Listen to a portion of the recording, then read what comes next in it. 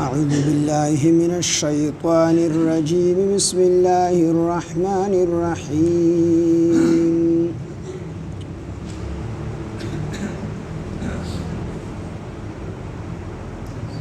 وإذا سمعوا ما أنزل إلى الرسول ترى أعينهم تفيض من الدمع مما عرفوا من الحق يقولون ربنا آمنا فاكتبنا مع الشاهدين وما لنا لا نؤمن بالله وما جاءنا من الحق ونطمع أن يدخلنا ربنا مع القوم الصالحين فأثابهم الله بما قالوا جنات تجري من تحتها الأنهار خالدين فيها وذلك جزاء المحسنين والذين كفروا وكذبوا بآياتنا أولئك أصحاب الجحيم صدق الله العظيم رب اشرح لي صدري ويسر لي أمري واحلل عقدة من لساني يفقه قولي رب زدني علما سبحانك لا علم لنا إلا ما علمتنا إنك أنت العليم الحكيم سورة مائدة ومسپارا آیات نمبر 84 وإذا سمعوا او هر کله چې دوی ووري ما هغه سو انزل چې نازل کړل شوی دی ال الرسول رسول صلی الله علیه وسلم طرف ته ترات بویني اعینهم سترګې د دوی تفیض من الدمع چې اوخ کتر بهیږي مما په سبب د هغه سو عرفو چې دوی او پیجندو من الحق د حق دین یقولون دوی وای ربنا ای رب زمونږه آمنا من ایمان راوړې دي فاكتبنا پس مونږ ولي کې مع الشاهدین د گواهی کوونکو نه مع الشاهدین د گواهی کوونکو سره د دې سره مو ولي کې د نمخ کې تیر شو چې مسلمانانو حبشه ته هجرت کړې دي دوه هجرتونه کړې دي بیا چې کله دویم هجرت کړې دي الدغه نجاشي بادشاه او د حبشه چې کم خلکو اغید دي ډیر خیال ساتلې دارو مدار کړې دي او الدغه دیله چې کم دي فناور کړي وا او بادشاه د دین ډیر متاثر شو بیا د هجرت نه سکلونه ورستو نجاشي بادشاه د علماو د عیسایانو علماو یو وفد راولې او هغه وفد کې تقریبا 70 کسان دي جرال رسول الله صلی الله علیه وسلم لا نو نبی علیہ الصلوۃ والسلام سره ملاقات وکړو او نبی علیہ الصلوۃ والسلام ورته د سوره یاسین تلاوت وکړو چې کله نبی علیہ الصلوۃ والسلام د سوره یاسین تلاوت شروع کو نو دغه وفد شو دا او یو کسان دی ټول چې کوم ډیر زیات اوجړل او دومره اوجړل چې ګيري د چې کوم دی لوندې شوي صحابه کرام اوجړل ورسره زګه چې قران کې اسیم چې کوم دی الله جل جلاله ډیر لوی چې کوم دی برکات اخی دي او ډیر زړه راخون کی کتاب دی او چې بیا د دواړو جهان مبارک سردار په خپل جبه مبارک باندې تلاوت کین دغه به کم خون نو ټول عیسایانو اوجړل او دغه عیسایانو فرمایل چې دا هغه کتاب دی یعنی په پیغمبر حضرت عیسی علیه السلام چې کوم کتاب نازل تورات او دا کتاب دا دواړه د یو نور نه وتلی دي نو په هغه ځای کې د ټول وفد مسلمانان شو او بیا جعفر طیار رضی الله عنه د حضرت علی رضی الله عنه هغه ور مخ کې شو ورته وی چې تاسو کله واپس لاړ شئ حبشه ته نو خپل بادشاہ به زمونږ د پیغمبر صلی الله علیه وسلم سلام وایي او ورته وایي چې تاسو د مسلمانانو سره ډیر خپل سلوک کړی دی هغه تاسو شکریا ادا کړي او تاسو نه ډیر زیات خوشاله دي دا وفد چې لاړو او هغه ته چې کوم دی خپل بادشاہ ته دا خبره وکړه نو هغه په جړا شو بیا دغه بادشاہ وروسته مسلمان شوی دی په نبی علیه السلام باندې ایمان راوړی دی نو د دې نه مخکې د آیاتونو کې چې کوم ذکر وو چې الله فرمایي لتجدن اشد الناس عداوة للذين آمنوا اليهود والذين اشركوا دویم ورپسې الله فرمایي ولا تجدن اقربهم موده للذين آمنوا الذين قالوا انا نصارى الله وی چې تب عموم اقربهم زیات نزدې د دوی نه یعنی د مشرکانو یهودیانو نه مودتن په محبت کې په مودت کې للذین ها کسان آمنوا الذین آمنوا چې ایمان راوړل الذین ها کسان قالوا انا نصارى چې هغوی موږ نصواره یو عیسایان یو د دې نه ټول عیسایت او د هر زمانې عیسایان نه دي مراد چې دي د یهودو او د مشرکانو نه دي مسلمانانو سره دوستی کولی شي د هر زمانې ته نه دي مراد د دې نه دغه خاص جماعت مراد دی کوم چې د حبشې نه راغلی وروسته بیا ایمان راوړی ځکه د هغې صفات الله ذکر کړي دي چې بأن منهم قسیسین و رهبانا چې بېشکه په دوی کې علما دي او مشایخ دي وانهم لا یستکبرون او دا داسې خلک دي چې دوی تکبر نه کوي نو چې دا صفات په چا کې هم وي نو هغه خلک د دې نورو نه چې کوم دی غوره دي چې تکبر به ګني علمایي مشایخي پکې نو دا د مشرکینو د یهودیانو نه بیا غوره دي خو د هرې زمانې عیسایان د هرې زمانې د یهودیانو د مشرکانو نه غوره نه دي مطلب دا چې مسلمانانو د دې نږدې دي نو په هغه صورت کې دي نږدې دي چې کله دې کې علمایي او مشایخي او په دې کې تکبر نه مطلب چې دې ته اسلام پیش کړلی شي دې کې ضد او عناد نه دي فوراً چې کوم دي ایمان راوړي نو ډېرو عیسایانو په نسبت د یهودیانو ډېرو عیسایانو چې کوم دي ایمان راوړي په نسبت د یهودیانو نو دې نه اکه د نبي علیه السلام د زمانې چې کوم د نجاشي بادشاه وفد راغلی هغه ته مراد کېدلی شي یا داسې صفاتو والا کسان دې مراد کېدلی شي ټول عیسایان دې مراد نشي کېدلی ځکه وروسته پسې الله فرمایي نو چې دې کله وژړل او ګیرې مبارکې لمدې شوې او ایمان یې راوړو او بیا لاړل بادشاه ته د نبي علیه السلام سلام ووی بادشاه هم په ژړا شو او هغه هم ډېر زیات وژړل نو دې کې هغه واقعه طرف ته اشاره ده الله فرمایي واذا سمعوا هر کله چې دوی واوري ما هغه قرآن انزل چې نازل کړل شوی دی الی الرسول رسول طرف ته یعنی محمد صلی الله علیه وسلم طرف ته ترا ته به وینې اعینهم سترګې د دوی تفیض من الدمع چې اوښکې به ترې بهیږي چې کله دې ته د الله کلام اورول کېږي نو د دې په زړه کې به د الله د کلام محبت وي د الله محبت به وي پکې نو په دې باندې به اثر کوي د هغې د وجې نه به د دې سترګو نه اوښکې بهیږي او تشي اوښکې کافي نه دي بیا به دې څه وي مما په سبب د هغه څه عرفو چې دوی وپېژندلو من الحق د حق نه د دې وجې نه چې دوی حق دین وپېژندلو د دې وجې به دې د سترګو نه اوښکې بهیږي یقولون دوی وایي تش دغه اوښکې بهېدل او حق پېژندل هم کافي نه دي وروسته پسې الله فرمایي یقولون دوی به وایي ربنا ای رب زمونږه آمنا مونږ ایمان راوړی دی فاکتبنا مونږ ولیکې مع الشاهدین د گواهی کوونکو سره د گواهی کوونکو سره مراد دی د نبی علیه السلام امت دی یعنی چې مونږ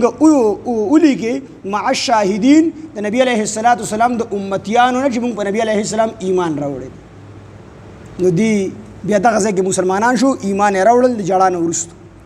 بیا فرمایي وما لنا دوی وایي مونږ باندې څه شوي دي لا نؤمن بالله چې مونږ ایمان نه راوړو په الله باندې وما او په هغه څه باندې جاءنا چې راغلی دی مونږ ته من الحق د حق دین نه د حق قرآن نه په هغې مونږ ولې ایمان نه راوړو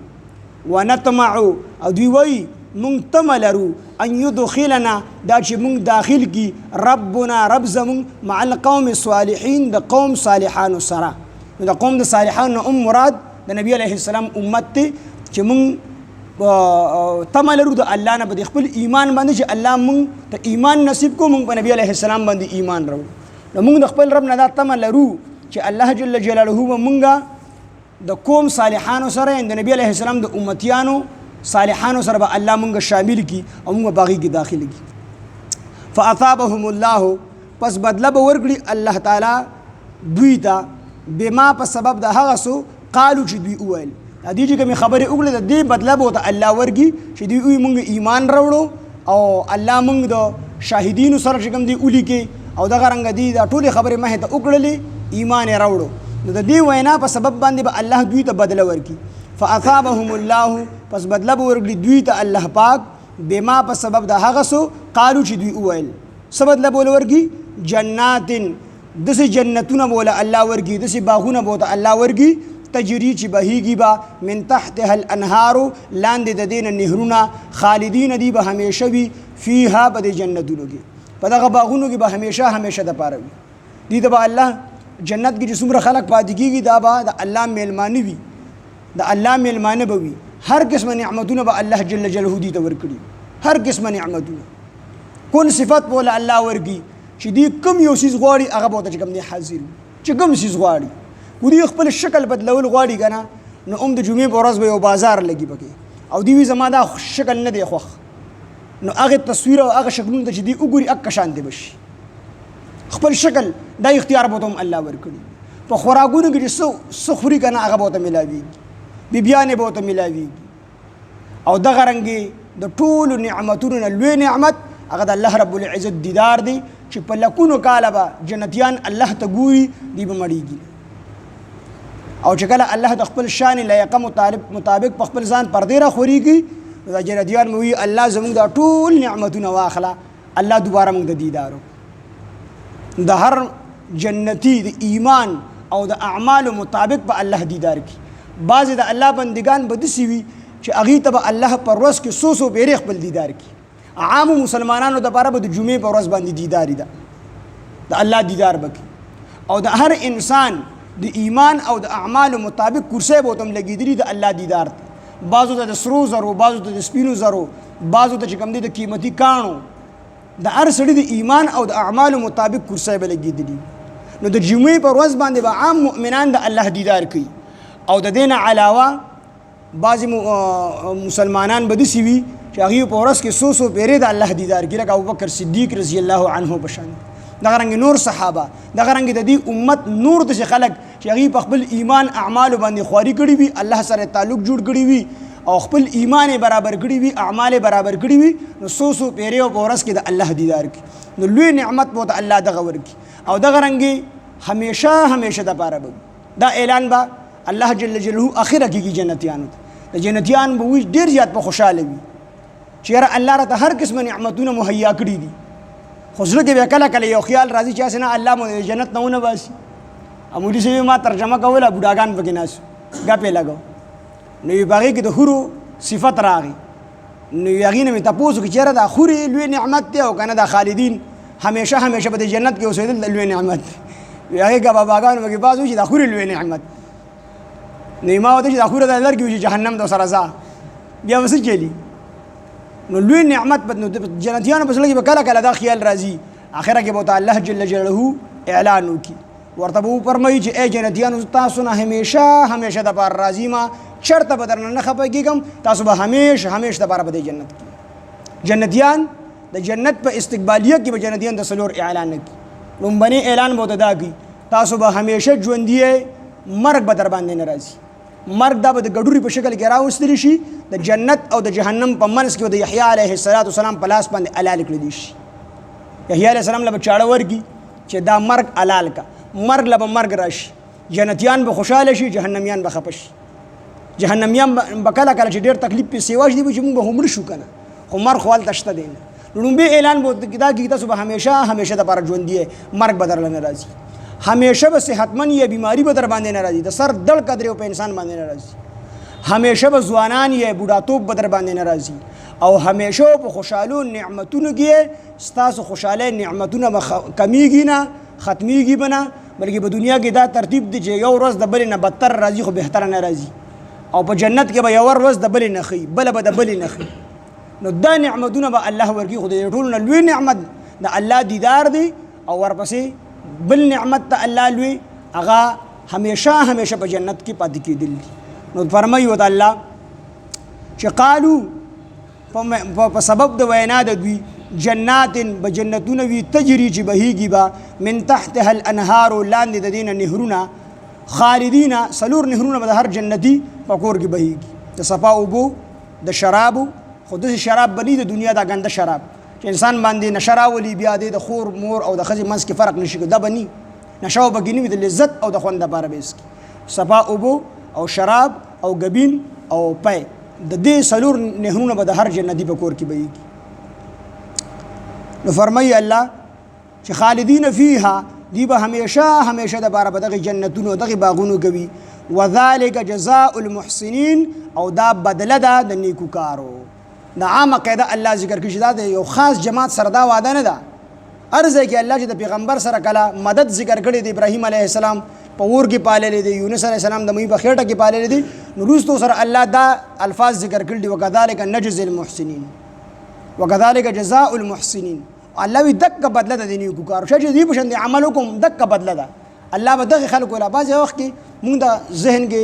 یو خبره شیطان راواچي چې یاره خو پیغمبرانو هغوی سره د مدد واده وه مونږ خو هغه شانتې نه یو نو الله وایي چې نه چې څوک هم دک شانتې عمل وکړي که د هرې زمانې وي خو ایمان او دک شانتې عمل وکړي نو الله ورسره هم دک شانتې واده ده والذین ها کسان کفرو چې کافران دي وکذبوا او دروغ ګڼلي دي الله جل جلاله د قرآن مجید کې چې کله هم د جنتیانو صفات بیان کی ورستو سره د کافرانو عذاب هم بیاني او چې کله د کافرانو عذاب بیان کی ورستو سره د جنتیانو د جنت هغه نعمتونه هم بیاني والذین ها کسان کفرو چې کافران دي وکذبوا او دروغ ګڼلي دي بآیاتنا زمون آیاتونه اولئک اصحاب الجحیم هم دا خلک خاوندان د اور دي د جهنم دي واذا سمعوا او هر کله چې دوی واوري ما ها قرآن انزل چې نازل کړل شوی دی الی الرسول رسول طرف ته یعنی محمد صلی الله علیه وسلم طرف ته ترا تبوینه اعینهم سترګې د دوی تفیض من الدمع چې اوښکې به ترې بهیږي مما په سبب د هغه څه عرفو چې دوی وپېژندو من الحق حق دین حق کتاب وپېژندو یقولون دوی وایي ربنا ای رب زمونږه آمنا مونږ ایمان راوړی دی فاکتبنا پس مونږ ولیږه مع الشاهدین د ګواهي کوونکو سره یعنې د نبي علیه الصلاة وسلام د امتیانو سره وما لنا او مونږ باندې څه شوي دي لا نؤمنو چې مونږ ایمان نه راوړو بالله په الله باندې وما او په هغې قرآن باندې جاءنا چې راغلی دی مونږ ته من الحق د حق نه یعنې حق کتاب مونږ ته راغلی دی ونطمعو او مونږ تمه لرو ان یدخلنا دا چې مونږ به داخل کړي ربنا رب زمونږ مع القوم الصالحین د قوم د صالحانو سره یعنی مراد د نبی علیه الصلاة والسلام امت د نبی علیه السلام د امتیانو سره فاثابهم الله پس بدله به ورکړي الله تعالی دوی ته بما په سبب د هغه څه قالو چې دوی وویل دي چې کومه خبره وکړله چې مونږ ایمان راوړی دی په الله باندې او دغه رنګې مونږ له څه شوي دي چې مونږ ایمان نه راوړو په الله باندې او په حق کې دا کومې خبرې چې دي وکړلې د ایمان خبرې چې ایمان یې راوړو د دغې په سبب سره د دغې بدله به ورته الله ورکړي نو څه بدله به ورته ورکوي جنات دسی جنتونه دسی باغونه تجری چې بهیږي به من تحتها الانهار لاندې د دې نه نهرونه خالدین فیها دی به همیشه په دغې باغونو دغه جنتونو کې وي وذلک جزاء المحسنین او دا بدله د نیکوکارو والذین ها کسان کفرو چې کفر یې کړی دی وکذبوا دروغ یې ګڼلي دي بآیاتنا زموږ آیاتونه اولئک اصحاب الجحیم دا خاوندان د همدغه خلک خاوندان د اور دي واذا سمعوا هر کله چې دوی واذا سمعوا هر کله چې دوی واوري ما ها قرآن انزل چې نازل کړل شوی دی الی الرسول رسول طرف ته ترا تبویني اعینهم سترګې د دوی تفیض من الدمع چې اوښکې به ترې بهیږي مما په سبب د هغه څه عرفو چې دوی وپېژندو من الحق د حق دین نه یقولون دوی وایي ربنا ای رب زمونږه آمنا مونږ ایمان راوړی دی فاکتبنا بس مونږه ولیکه مع الشاهدین د گواهی کوونکو سره وما لنا مونږ له څه شوي دي لا نؤمنو چې مونږ ایمان نه راوړو بالله په الله باندې وما په هغې کتاب باندې په هغې قرآن باندې جاءنا چې راغلی دی مونږ ته من الحق د حق نه ونطمعو او مونږ تمه لرو ان یدخلنا دا چې مونږ به داخل کړي ربنا رب زمونږ مع القوم الصالحین د قوم د صالحانو سره فاثابهم الله بس بدله به ورکړي الله دوی ته بما په سبب د هغه څه قالو چې دوی ویلي دي جنات بدله بسوي جنات دس باغونه تجري چې بهیږي به من تحتها الانهار لاندې د هغې نه نهرونه خالدین دي به همیشه دپاره وي فیها به باغونو جنتونو کې وذلک جزاء المحسنین او دا بدله د نیکوکارو والذین ها کسان کفرو چې کفر یې کړی دی وکذبوا دروغ یې ګڼلي دي بآیاتنا زموږ آیاتونه اولئک اصحاب الجحیم همدا خلک خاوندان د اور دي سبحان الله بحمده سبحانك اللهم بحمدك نشهد ان لا اله الا انت نستغفرك ونتوب اليك سبحان ربك رب العزه عما يصفون وسلام على المرسلين والحمد لله رب العالمين